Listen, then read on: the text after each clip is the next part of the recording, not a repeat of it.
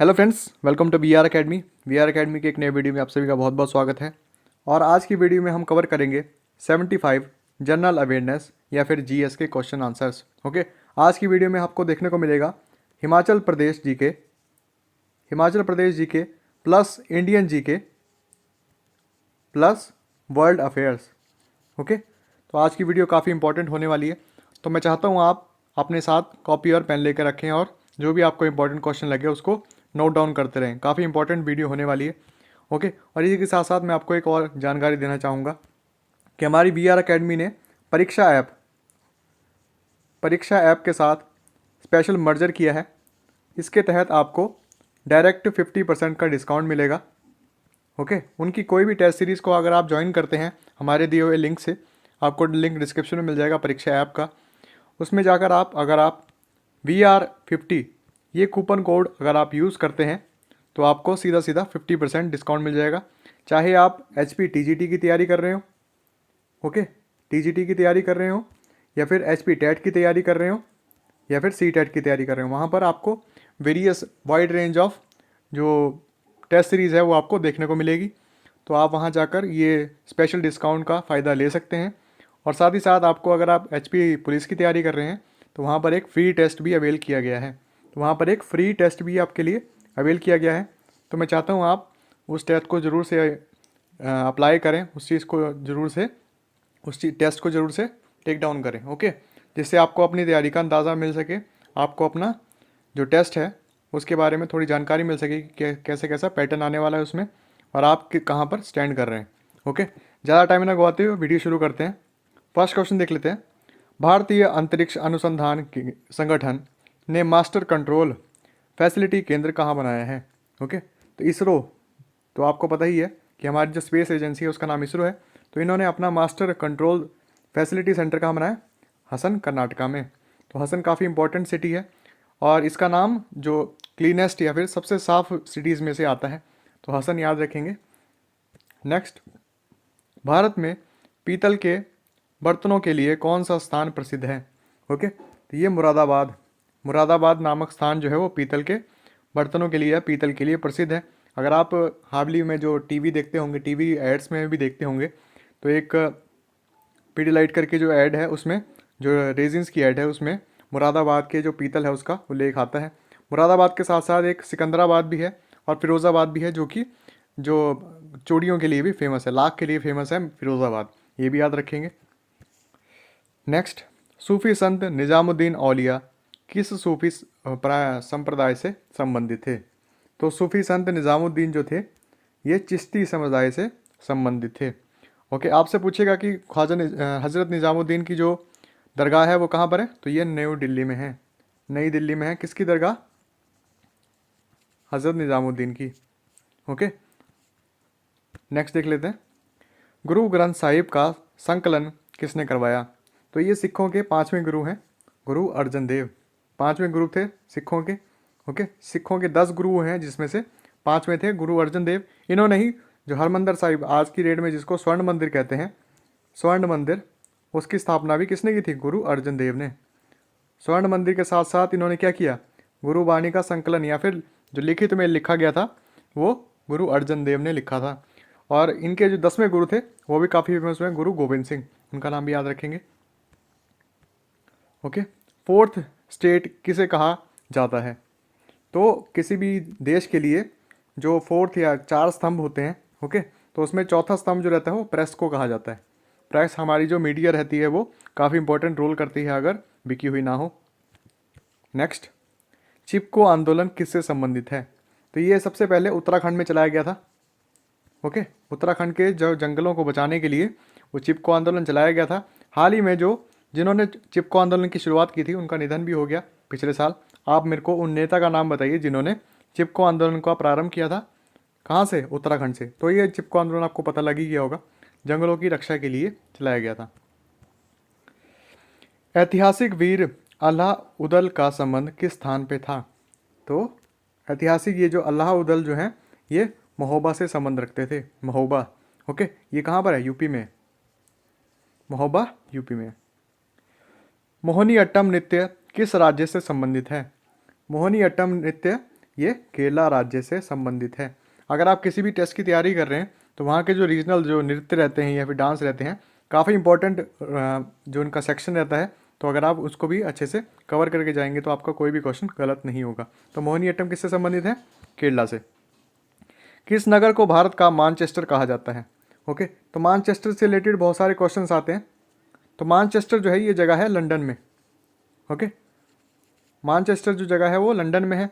और मानचेस्टर किस लिए फेमस है? अपने सूती कपड़ों के लिए, कॉटन के जो अपने गारमेंट्स रहते हैं या फिर जो टेक्सटाइल इंडस्ट्री है उसके लिए फेमस है। तो मानचेस्टर से संबंधित ऐसा है कि जिस भी स्थान पर, दुनिया में जिस भी स्थान पर जो भारी मात्रा में टेक्सटाइल इंडस्ट्री होगी उसको मानचेस्टर कहा जाता है। तो अहमदाबाद को भारत का मानचेस्टर कहा जाता है। और अहमदाबाद में भी आप देखेंगे, अगर आप अहमदाबाद जाएंगे तो वहाँ का जो रिंग रोड है, रिंग रोड, ओके, वहाँ पर आपको बहुत से सस्ते कपड़े मिलेंगे। अगर आप यहाँ पर, अगर मान लीजिए अगर आपकी कोई लहंगा है वो 50,000 का है, तो वहाँ पर आपको आसानी से 5,000 में देखने को मिल जाएगा। तो अगर आप खरीदारी करना चाहते हैं तो कहाँ से करेंगे? अहमदाबाद, गुजरात से। ओके, तेलंगाना किस वर्ष नया राज्य बना? तो तेलंगाना 2014 में नया राज्य बना है। ओके, और ये ऐसे तो 29वां राज्य बनना था, पर अगर जम्मू कश्मीर को अब यूटी बना दिया गया तो अब 28वां राज्य बना है। कौन सा? तेलंगाना। तेलंगाना कैपिटल हैदराबाद। नेक्स्ट, सिंगरेनी कोयला खान किस राज्य से संबंधित है? ये किस राज्य में स्थित है? तो ये आंध्र प्रदेश में स्थित है। सिंगरेनी कोयला खान किस राज्य में है? तो ये आंध्र प्रदेश में है। ओके, आंध्र में कौन सी भाषा बोली जाती है? तेलुगु। तेलुगु भाषा बोली जाती है आंध्रा में। ओके, नेक्स्ट, पतरातू ताप बिजली घर किस राज्य में स्थित है?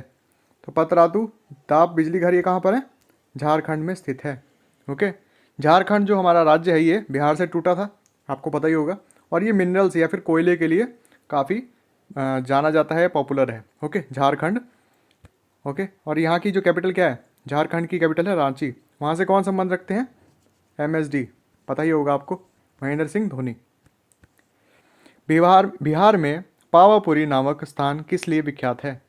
तो बिहार का जो पावापुरी जो है, यहाँ पर महावीर स्वामी जो थे उनका महापरिनिर्वाण या फिर देह त्याग का स्थान है। कौन सा? पावापुरी। इसी स्थान पर अगर आप देखें तो बिहार में एक और स्थान बड़ा फेमस है, उसका नाम है बोध गया। ओके, बोध गया। बोध गया किस लिए फेमस है दोस्तों? वहाँ पर बुद्ध भगवान को जो है ज्ञान प्राप्त हुआ था, बोध गया में। ठीक है, नेक्स्ट, आधुनिक युग का मनु किसे कहा जाता है? तो आधुनिक युग का मनु किसको कहा जाता है? डॉक्टर भीमराव अंबेडकर को। डॉक्टर भीमराव अंबेडकर को। इसको और क्या कहा जाता है? फादर ऑफ कॉन्स्टिट्यूशन भी भीमराव अंबेडकर को ही कहा जाता है। फादर ऑफ कॉन्स्टिट्यूशन, संविधान का पिता, कॉन्स्टिट्यूशन। ठीक है, यहाँ मैं शॉर्ट में लिख रहा हूँ। तो डॉक्टर भीमराव अंबेडकर को। कैगा जहाँ एक आणविक बिजली घर का निर्माण किया गया है किस राज्य में स्थित है? तो कैगा जो है ये एटॉमिक जो पावर प्लांट रहते हैं हमारे, तो ये कर्नाटका में स्थित है। ओके, कर्नाटका में कौन सी बोली जाती है? कन्नड़, ये भी याद रखेंगे। ये कुछ राज्य हैं जहाँ पर जो उनके स्टेट से थोड़ी अलग नाम की बोलियाँ बोली जाती हैं। जैसे आसाम में आसामी बोली जाती है, तो आसानी से आप लगा सकते हैं, पर कर्नाटका में कन्नड़ बोली जाती है। ठीक है, नेक्स्ट, हमारे देश में अनुसूचित जनजातियों में सर्वाधिक संख्या किस राज्य में रहती है? तो मध्य प्रदेश में रहती है। बहुत आसान क्वेश्चन, मध्य प्रदेश में रहती है अनुसूचित जनजातियाँ सबसे ज़्यादा मात्रा में। सबसे ज़्यादा अगर नेशनल पार्क पूछेगा तो वो भी आपको मध्य प्रदेश में देखने को मिलेंगे। ओके, इंदौर की विख्यात शासक महारानी का नाम? तो अहिल्याबाई। इंदौर की जो काफ़ी फेमस रही हैं अहिल्याबाई। ओके, तो ये इंदौर से संबंध रखती थी। इंदौर कहाँ पर है? MP में ही है अभी। नेक्स्ट, मिजोरम राज्य की मिजो भाषा की लिपि कौन सी है? तो मिजोरम की जो है लिपि कौन सी है? रोमन लिपि। रोमन लिपि में आज भी इस्तेमाल किया जाता है मिजोरम भाषा में। ओके, नेक्स्ट, सितंबर 1932 में पूना समझौता महात्मा गांधी व किनके बीच हुआ? तो पूना समझौता जो था, पूना एक्ट भी बोला जाता है इसको, तो ये भीमराव अंबेडकर और महात्मा गांधी के बीच हुआ था। ओके, पूना समझौता काफ़ी इंपॉर्टेंट। अगर आप अलाइड की तैयारी कर रहे हैं, अलाइड सर्विसेज की तैयारी कर रहे हैं या फिर नायब तहसीलदार की तैयारी कर रहे हैं, तो ये आपसे 100% ऐसे क्वेश्चंस पूछे जाएंगे, क्योंकि महात्मा गांधी के लर्निंग्स में ये भी आते हैं। ओके, नेक्स्ट, सुविख्यात लिंगराज मंदिर उड़ीसा में कहाँ स्थित है? तो उड़ीसा की कैपिटल क्या है दोस्तों? भुवनेश्वर। वहाँ पर स्थित है कौन सा? लिंगराज मंदिर। लिंगराज मंदिर, ये भी ज्योतिर्लिंग है। ओके, लिंगराज मंदिर। उड़ीसा के अभी हाल ही में जो सीएम कौन है, चीफ मिनिस्टर कौन है? नवीन पटनायक, ये भी याद रखेंगे। नेक्स्ट, ओंगी व जारवा कबीले के लोग कहाँ के निवासी हैं? तो ये अंडमान के निवासी हैं। ओके, हमारे जो प्रायद्वीपीय द्वीपीय राज्यों में से है। ओके, केंद्र शासित प्रदेश है कौन? अंडमान निकोबार। तो वहाँ पर जो दो कबीले लोग हैं, ओंगी और जारवा, काफ़ी उग्र रहते हैं लोग, काफ़ी गुस्से में रहते हैं और बाहर के लोगों को अपने जो एरिया रहता है वहाँ पर एंट्री नहीं करने देते हैं। थोड़े दिन पहले की बात है, जब सुनामी हिट किया था अंडमान में, तो जो हमारी भारतीय सेना थी, एयरफोर्स, उन्होंने इसको जरवा और ओंगी कबीलाओं के लोगों के लिए जो एयर सप्लाईज देने की कोशिश की थी, तो इन्होंने अपने धनुष बाण से उनके प्लेन्स पर हमला किया था। ठीक है। भारत रत्न पुरस्कार से सर्वप्रथम किसे सम्मानित किया गया था? तो डॉक्टर राधाकृष्णन को। डॉक्टर राधाकृष्णन सर्वपल्ली, इनके नाम पर और क्या मनाया जाता है? कौन सा दिवस मनाया जाता है? आप मेरे को कमेंट करके बताइए। काफ़ी आसान क्वेश्चन। डॉक्टर राधाकृष्णन सर्वपल्ली। ठीक है। आलमती बांध, विवादग्रस्त बांध किस राज्य में है? तो आलमती बांध जो है ये कर्नाटका में है। ओके, इसके पानी को लेकर जो है ये तमिलनाडु के साथ इसका डिस्प्यूट चलता है। ठीक है। भारत में रिजर्व बैंक की स्थापना कब हुई? भारत में रिजर्व बैंक की स्थापना, जो हमारा रिजर्व आरबीआई है, उसकी स्थापना हुई थी 1935 में। 1935 में रिजर्व बैंक की स्थापना हुई थी। भारत में जीवन बीमा का राष्ट्रीयकरण कब हुआ? जीवन बीमा का राष्ट्रीयकरण। ओके, तो आपको ये जानकारी अच्छी लगी होगी। तो ये कब है? 1956 में। काफ़ी छोटे छोटे और बारीक क्वेश्चन हैं, आपको इस पीडीएफ में देखने को मिलेंगे। इतने डीप में आपको क्वेश्चन देखने को बहुत कम मिलते हैं। तो ये अच्छे से आप, अब अगर आप कॉपी लेकर लिख रहे हैं तो आपको ये अच्छे से नोट डाउन कर लेने हैं। ओके, 26वां क्वेश्चन, भारत की राजनीतिक व्यवस्था में कौन सर्वोच्च है? भारत की राजनीतिक व्यवस्था में सर्वोच्च कौन है? सर्वोपरि है कौन? हमारा संविधान, कॉन्स्टिट्यूशन ऑफ इंडिया। ठीक है। नेक्स्ट, भारत के संविधान में राज्य के नीति निर्देश सिद्धांत दिए गए हैं, यह किस देश से के संविधान से लिए गए हैं? तो ये नीति निर्देश जो सिद्धांत हैं वो कहाँ से लिए गए हैं? आयरलैंड के संविधान से।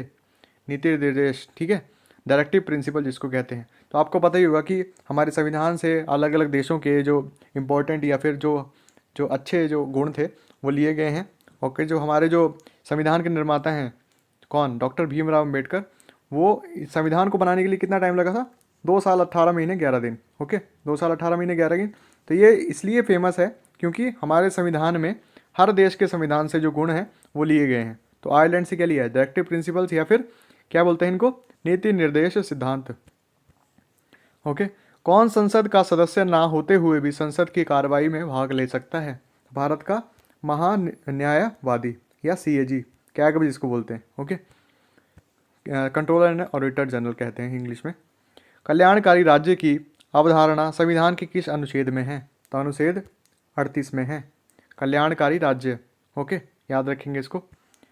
भारत में किस राजनीतिक दल को राष्ट्रीय राजनीतिक दल के रूप में मान्यता कब मिली? ओके, कब मिलती है?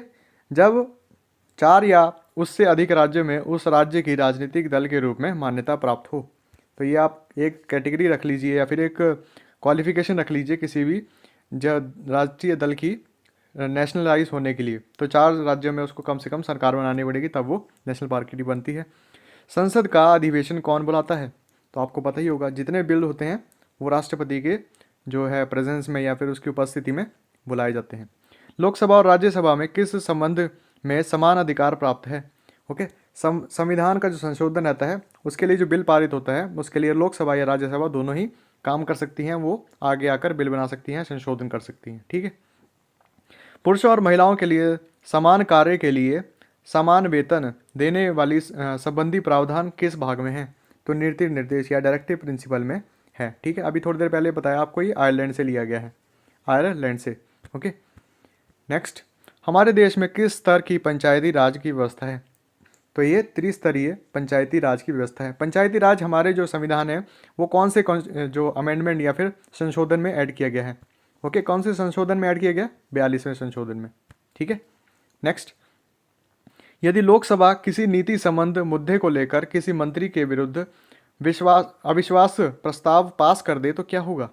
ओके, तो पूरे मंत्रिमंडल को त्याग देना पड़ेगा। ओके, सरकार गिर जाएगी अगर क्या हो, किसी नीति संबंधी मुद्दे को लेकर किसी मंत्री के प्रति अविश्वास पैदा हो जाए, या फिर क्या हो जाए, उनके प्रति जो है द्वेष पैदा हो जाए, या फिर सरकार पलटने के लिए जो है आगे बढ़ाया जाए। ठीक है। 36वां क्वेश्चन, किसी राज्य से लोकसभा के लिए कितनी सीटें होंगी, इसका निर्धारण किस प्रकार से किया जाता है? तो ये राज्य की जनसंख्या के आधार पर किया जाता है। तो आपको पता ही है सबसे ज़्यादा जो है लोकसभा की सीटें कहाँ पर हैं? यूपी में है। ठीक है, जनसंख्या सबसे ज़्यादा यूपी में होगी फिर तो।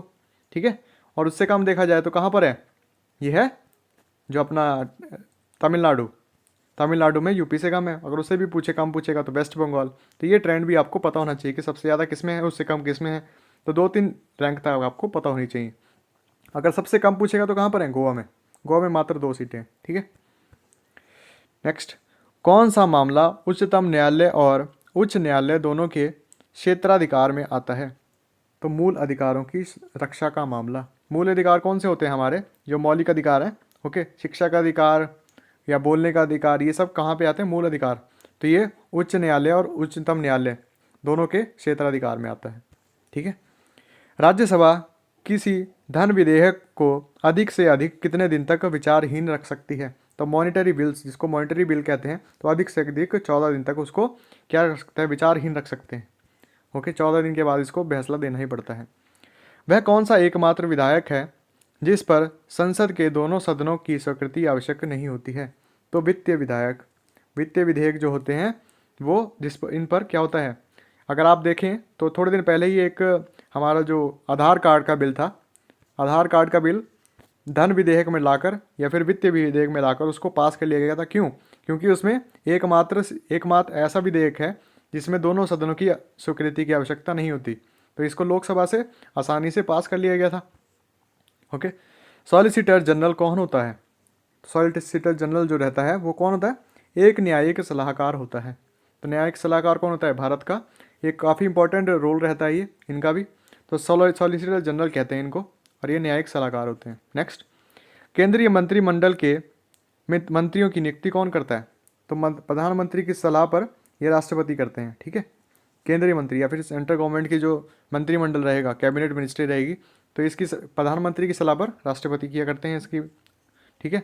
लोकसभा में बहुमत दल का नेता कौन सा उत्तरदायित्व निभाता है? तो बहुमत दल का नेता, जैसे आप समझते होंगे कि जो पार्टी जो है वो बहुमत या फिर मेजोरिटी में रहती है, तो उसका जो नेता रहता है वो कौन रहता है? प्रधानमंत्री रहता है। सभी जो एमएलएज रहते हैं या एमपीज रहते हैं वो मिलके क्या किसको चुनते हैं? प्रधानमंत्री को। लोकसभा और राज्यसभा में कौन अधिक शक्तिशाली होते हैं? तो लोकसभा अधिक शक्तिशाली रहती है। ठीक है, लोकसभा ज़्यादा शक्तिशाली होती है। सरकार के व्यय पर नियंत्रण करने का पूर्ण अधिकार किसे होता है? तो सरकार के जो जितने भी टैक्सेस हम देते हैं तो उसको व्यय करने का अधिकार किसको होता है? लोकसभा के सदस्यों को या फिर लोकसभा को मेनली। भारत का राष्ट्रपति यदि अपने पद से हटना चाहे तो वह अपना त्यागपत्र किसे सौंपेगा? तो उपराष्ट्रपति को सौंपेगा। ओके, राष्ट्रपति का जो त्यागपत्र है वो उपराष्ट्रपति जो है वो लेते हैं, और उपराष्ट्रपति का जो अगर त्यागपत्र होता है वो राष्ट्रपति लेते हैं। और इसके अलावा जितने भी इंपॉर्टेंट जो पोर्टफोलियो रहते हैं, जैसे आप मान लीजिए चीफ जस्टिस ऑफ इंडिया है, ओके, मुख्य न्याययुक्त अभियंता जिसको कहते हैं सुप्रीम कोर्ट के, उनका जो रिजिग्नेशन होता है या फिर त्यागपत्र रहता है वो भी राष्ट्रपति ही लेते हैं। ओके, और उनकी नियुक्ति भी कौन करता है? उनकी नियुक्ति भी राष्ट्रपति करते हैं। सुप्रीम कोर्ट के जितने भी जजेज होते हैं उनकी नियुक्ति राष्ट्रपति करते हैं, और हाई कोर्ट के जजेज रहते हैं उनकी नियुक्ति कौन करते हैं? उस स्टेट के रिस्पेक्टिव स्टेट के गवर्नर। याद रखेंगे छोटी छोटी बातें। संविधान के किस संशोधन को दोबारा संशोधित किया गया? तो 42वें संशोधन को। आपको थोड़ी देर पहले इसके बारे में मैंने बताया था। ओके, नेक्स्ट, यदि राष्ट्रपति की मृत्यु हो जाती है या वो त्यागपत्र दे देता है तो उसे पद पर हटा दिया जाता है, और यदि उपराष्ट्रपति भी उसमें मौजूद ना हो तो राष्ट्रपति के पद का भार कौन संभालता है? तो ये संभालते हैं उच्चतम न्यायालय के प्रधान न्यायाधीश, चीफ जस्टिस ऑफ इंडिया संभालेंगे। अगर राष्ट्रपति ना हो, उपराष्ट्रपति भी ना हो, तो उच्चतम न्यायालय को जो न्यायाधीश रहेंगे, प्रधान न्यायाधीश, वो संभालेंगे राष्ट्रपति का पद। नेक्स्ट, न्यायालय द्वारा दी गई फांसी की सजा को निम्नलिखित में से कौन माफ कर सकता है? तो मंत्रिमंडल की सलाह पर राष्ट्रपति। ओके, तो ये इसको जो है, जैसे मान लीजिए किसी को फांसी की सजा है तो उसको जो है क्षमादान कौन दे सकते हैं? राष्ट्रपति दे सकते हैं। एकमात्र राष्ट्रपति, उनकी वो भी मंत्रिमंडल की सलाह पर। भारत के संविधान में कृषि किस सूची में रखा गया है? तो राज्य सूची में रखा गया। 3 प्रकार की सूचियां हैं हमारे संविधान में, समवर्ती सूची, राज्य सूची और केंद्र सूची। जो समवर्ती सूची है उसमें राज्य और केंद्र दोनों ही कानून बना सकते हैं। लोकतंत्र 2 प्रकार का होता है, प्रत्यक्ष या अप्रत्यक्ष। प्राचीन काल में प्रत्यक्ष लोकतंत्र कहाँ में प्रचलित था? प्राचीन जो ग्रीस या फिर ग्रीक नगरों में के राज्य थे वहाँ पर अप्रत्यक्ष या फिर प्रत्यक्ष लोकतंत्र कहाँ प्रचलित था? कहाँ था? प्राचीन ग्रीस या फिर ग्रीक में। किसके सुझाव पर संयुक्त राष्ट्र संघ का नामकरण किया गया? तो ये फ्रैंकलिन रूजवेल्ट, ये क्या थे? प्रेसिडेंट थे जो अपने हमारा जो यूएसए है उसके, ठीक है। फ्रैंकलिन रूजवेल्ट के नाम सुझाव पर संयुक्त राष्ट्र संघ का नामकरण हुआ, यूएनओ जिसको बोलते हैं। नॉर्वे और डेनमार्क की एक ही मुद्रा है, उसका नाम बताइए। तो आपको मैंने कई बार, अगर आप हमारी करंट अफेयर्स की वीडियो देखते हैं तो क्रोन है इनकी क्या करेंसी। नॉर्वे की अगर आपसे पूछेगा सॉरी, नॉर्वे, डेनमार्क, आइसलैंड, ये सब कौन सी है? इनको और कहा जाता है, एक नाम इनका और है स्कैंडिनेवियन कंट्रीज। स्कैंडिनेवियन कंट्रीज कहा जाता है। ओके, अगर इसमें आइसलैंड और ग्रीनलैंड को जोड़ दिया जाए तो वो क्या कहलाते हैं? फिर नॉर्डिक कंट्रीज कहलाते हैं। ये भी छोटी छोटी जानकारियाँ आपको लेते रहना है, ठीक है।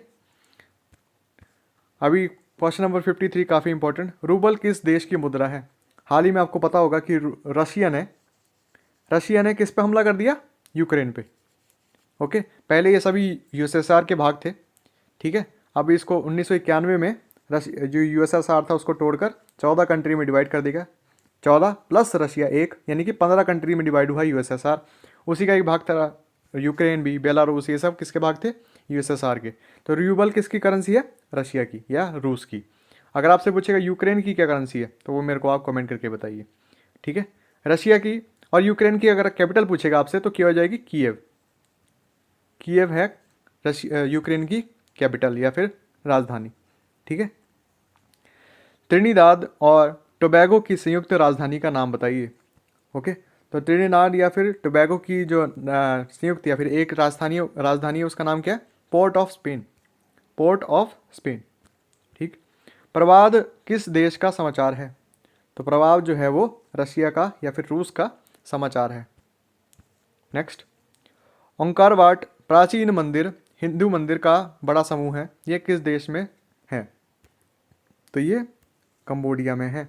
और अगर आपसे पूछेगा कि अंगोर का जो है सूर्य मंदिर वो किसने बनाया था? सूर्यवर्मन ने। सूर्यवर्मन ने इसका निर्माण किया था। विष्णु भगवान का मंदिर है वहाँ पर अंगोर वाट में, ठीक है। और बनाया किसने? हिंदू राजा थे सूर्यवर्मन, उन्होंने इसका निर्माण किया था कंबोडिया में। ओके, तो कंबोडिया के साथ 2 और कंट्रीज़ हैं, लाओस, वियतनाम। ये तीनों कंट्रीज़ जो हैं पहले फ्रांस के अधिकार में थी या फिर फ्रांस इस पर राज करता था। तो लाओस, कंबोडिया, वियतनाम, ये 3 कंट्रीज़ थी जहाँ पर फ्रांस राज किया करता था, या इसको फ्रेंच डेमोनियन कहा जाता था पहले, ठीक है। ब्रिटिश सम्राट के निवास का स्थान बताइए। तो इसको ब्रिटेन के जो सम्राट हैं वो कहाँ रहते हैं? बकिंगम में। आपको पता ही होगा, बकिंगम पैलेस में। जो हमारे संयुक्त राष्ट्र अमेरिका जो है उसके जो प्रधान राष्ट्रपति होते हैं वो कहाँ रहते हैं? व्हाइट हाउस में। व्हाइट हाउस में, ओके। और अगर आप पूछेगा कि हमारे राष्ट्रपति कहाँ रहते हैं भारत के, तो वो कहाँ रहते हैं? राष्ट्रपति भवन में। राष्ट्रपति भवन में, ठीक है। नेक्स्ट, लंदन की फ्लीट स्ट्रीट किस लिए प्रसिद्ध है? तो ब्रिटेन के लिए सुप्रसिद्ध समाचार पत्र यहाँ से प्रकाशित होते हैं। कहाँ से? फ्लीट स्ट्रीट से, ठीक है। द गार्डियन बहुत फेमस अखबार है, वो भी यहाँ से ही पब्लिश होता है। कहाँ से? ब्रिटेन की फ्लीट स्ट्रीट से, ठीक। इंग्लैंड के प्रधानमंत्री के सरकारी निवास का स्थान, तो इसका नाम है 10 डाउनिंग स्ट्रीट। 10 डाउनिंग स्ट्रीट किसके? इंग्लैंड के जो प्रधानमंत्री होते हैं। इंग्लैंड में एक और जो इम्पोर्टेंट जो रोल रहता है उस अधिकारी का नाम होता है क्वीन। तो हमारे वहाँ पर जो क्वीन है वहाँ पर कौन है? Queen Elizabeth, okay, queen Elizabeth second. तो क्वीन एलिजाबेथ का नाम भी याद रखेंगे। फ्यूजियामा क्या है? तो फ्यूजियामा क्या है? टोक्यो जापान के पास एक सुप्त ज्वालामुखी या फिर डेड ज्वालामुखी है, ओके। ज्वालामुखी का देश किसको कहा जाता है दोस्तों? इंडोनेशिया को, ओके। इंडोनेशिया को कहा जाता है ज्वालामुखी का देश, और टापू का देश भी इंडोनेशिया को ही कहा जाता है, ठीक। रेशांश की गणना ब्रिटेन के एक नगर को 0 मानक उसके पूर्व या पश्चिम में की ओर जाती है उसका नाम क्या है? तो ग्रीनविच है। ओके, ग्रीनविच मीन टाइम, जिससे हमारा मानक समय लिया जाता है, ग्रीनविच मीन टाइम। क्लियर? विश्व में शिकार उत्पादन का प्रसिद्ध स्थान कौन सा है? तो ये है हवाना। हवाना जो है वो क्यूबा की कैपिटल है। क्यूबा की जो राजधानी है उसका नाम क्या है? हवाना। विश्व में शिकार उत्पादन की का प्रसिद्ध स्थान है, ठीक है, हवाना। पीसा की मीनार कहाँ है? तो पीसा की मीनार है इटली में। अगर इटली की कैपिटल पूछेगा तो रोम। क्लियर? और रोम को क्या कहा जाता है? 7 पहाड़ियों का शहर। 7 पहाड़ियों का या माउंटेन का शहर किसको कहा जाता है? रोम को। रोम किसकी कैपिटल है? इटली की। और इटली में क्या है? पीसा की मीनार। थोड़ी झुकी हुई मीनार है, आपने बहुत बार जो है न्यूज़ में या फिर जो पर्यटन स्थल है बहुत इंपॉर्टेंट, ऐसे झुकी हुई मीनार है 45 डिग्री तक, इसको क्या कहते हैं? पीसा की मीनार। सार्वजनिक सभाओं के लिए प्रसिद्ध हवाई पार्क किस नगर में है? तो ये कहाँ पर है? Hyde Park, sorry, Hyde Park, तो ये लंदन में है। ओके। स्कॉटलैंड यार्ड किस नगर की पुलिस का मुख्यालय है? तो स्कॉटलैंड यार्ड किसका मुख्यालय है? लंदन का। ठीक है। अगर आपको मैं थोड़ा लंदन के बारे में या ब्रिटेन के बारे में बताऊं, तो ब्रिटेन जो ये कॉन्टिनेंट है एक, ओके, सबसे ऊपर वाले जो भाग है उसको क्या कहते हैं? स्कॉटलैंड। नीचे वाले को ब्रिटेन, और नीचे उससे नीचे वाले को क्या कहा जाता है? सॉरी, सबसे ऊपर वाले को स्कॉटलैंड, उससे नीचे वाले को वेल्स, और उससे नीचे वाले को ब्रिटेन। कलेक्टिवली क्या कहलाता है? इंग्लैंड कहलाता है। ताशकंद भारत और पाकिस्तान में ताशकंद समझौते के लिए प्रसिद्ध है। ये किस देश में है? तो ये उज्बेकिस्तान में है। ओके। और ये ताशकंद समझौता किसने किया था? लाल बहादुर शास्त्री ने। लाल बहादुर शास्त्री ने ताशकंद समझौता किया था। ओके। नेक्स्ट, न्यूयॉर्क की वॉल स्ट्रीट का क्या महत्व है? ओके, तो ये स्टॉक एक्सचेंज मार्केट है। जैसे भारत में देखेंगे तो जो हमारा बीएसई है, Bharat stock exchange, okay, Nifty 50, ये सब स्टॉक एक्सचेंज के लिए फेमस है। तो ऐसे ही न्यूयॉर्क में वॉल स्ट्रीट, ऐसे मूवी भी आई थी Wolf of Wall Street, okay, तो वो भी किससे संबंधित थी? स्टॉक एक्सचेंज मार्केट से। नेक्स्ट, वेटिकन सिटी का शासन दायित्व किसका है? वहाँ के प्रधान पोप का। ओके, काफ़ी होली, जिसको होली स्ट्रीट भी कहा जाता है, इसको धार्मिक जो हमारे क्रिश्चियन भाई हैं उनके लिए काफ़ी इंपॉर्टेंट है वेटिकन सिटी। सबसे छोटे देश का अगर आपसे पूछेगा तो सबसे छोटा देश कौन सा है? Vatican city. ठीक है। नेक्स्ट, विश्व में सबसे अधिक लंबी जहाजी नहर का नाम बताइए। तो स्वेज नहर है इसका नाम। ओके, सबसे बिजी रूट पूछेगा आपसे तो ये भी स्वेज नहर ही होगी। यहाँ पर जो है आर्टिफिशियल लॉकिंग सिस्टम बनाया गया है। ओके, और इस नहर पर अगर आपसे ये पूछेगा कि इस नहर के लिए जो कर दिया जाता है, टैक्स लिया जाता है लोगों को पास करने के लिए, वो कौन सा देश लेता है? तो इजिप्ट लेता है। इजिप्ट द्वारा जो है लाखों लाख कमाए जाते हैं स्वेज नहर द्वारा। ओके, एकमात्र जो है ये ज़रिया है, अगर आपने अटलांटिक या फिर इंडियन ओशन से जो है अपने दूसरी साइड या फिर क्या कहते हैं जिसको अटलांटिक ओशन में एंटर होना है, तो सबसे छोटा मार्ग पड़ता है आपको स्वेज नहर से। ओके, विश्व की सबसे गहरी झील, तो रूस की बैकाल झील।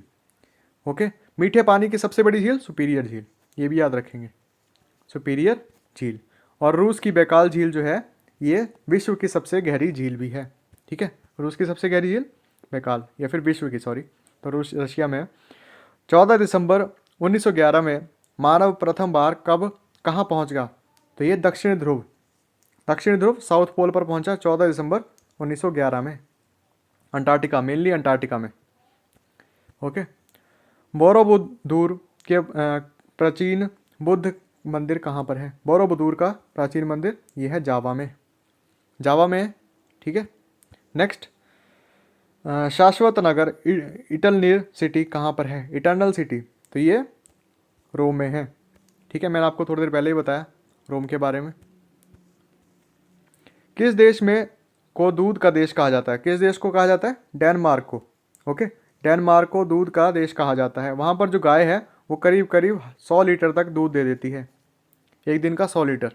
तो वो डेनमार्क को क्या कहा जाता है? डेनमार्क की कैपिटल पूछेगा तो कोपनहेगन, कोपनहेगन। क्लियर? डेनमार्क क्या है? स्कैंडिनेवियन देश है। ठीक है।